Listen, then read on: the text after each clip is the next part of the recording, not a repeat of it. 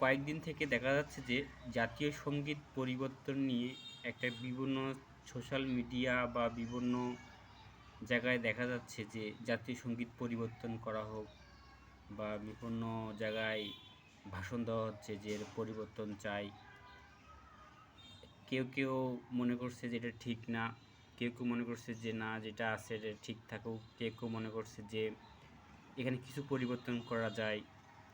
এখন আমি দেখলাম যে আসলে জাতীয় সঙ্গীত পরিবর্তন করা যায় কি যায় না। এখানে আমি দেখলাম যে অনেক দেশে কিন্তু জাতীয় সঙ্গীত পরিবর্তন হয়েছে, কিন্তু কীভাবে হয়েছে, এখানে কিন্তু তারা জাতীয় সঙ্গীতের যে কথাগুলো, যে লাইনটা তাদের কাছে মনে হচ্ছে এটা সঠিক নয়, সেটা পরিবর্তন করে কিন্তু জাতীয় সঙ্গীত পরিবর্তন করা হয়েছে।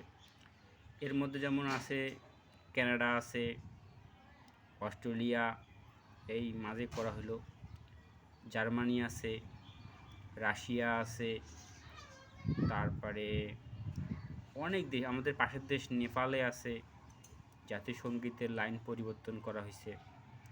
এরকম অনেক দেশ আছে যে জাতীয় সঙ্গীতকে কিন্তু একদম পুরোপুরি বাদ দেওয়া হয়নি, কিন্তু জাতীয় সঙ্গীতের কিছু কিছু যে কথাগুলো এর মধ্যে ভারসাম্য, মানে কথাগুলোর মধ্যে ত্রুটি, মানে মনে করেন যে দেশের সাথে যায় না, সেই কথাগুলো কিন্তু পরিবর্তন করা হয়েছে। এখন এই জাতীয় সঙ্গীত পরিবর্তন হবে কি হবে না সেটা পরের বিষয়, কিন্তু বিভিন্ন সোশ্যাল মিডিয়া বা বিভিন্ন জায়গায় যেভাবে দেখা যাচ্ছে যে জাতীয় সঙ্গীত পরিবর্তন হবে, এটা কতটুকু গ্রহণযোগ্য সেটা সময় বলে দিবে যে জাতীয় সঙ্গীতের পরিবর্তন হওয়া।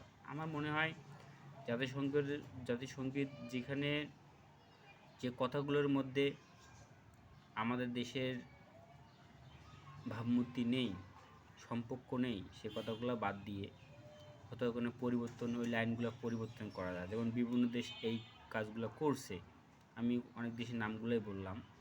এই দেশগুলো কিন্তু তারা কিন্তু জাতীয় সঙ্গীতের পরিবর্তন করছে, অনেক লাইন যেগুলা পরিবর্তন করছে। নিউজিল্যান্ড আছে, কানাডা আছে, জার্মানি আছে, রাশিয়া আছে, অস্ট্রেলিয়া আছে, নেপাল আছে, অনেক দেশ আছে যে জাতীয় সঙ্গীতে অনেক লাইন তারা পরিবর্তন করছে। এখন দেখা যাক সামনে কী হয়। ধন্যবাদ।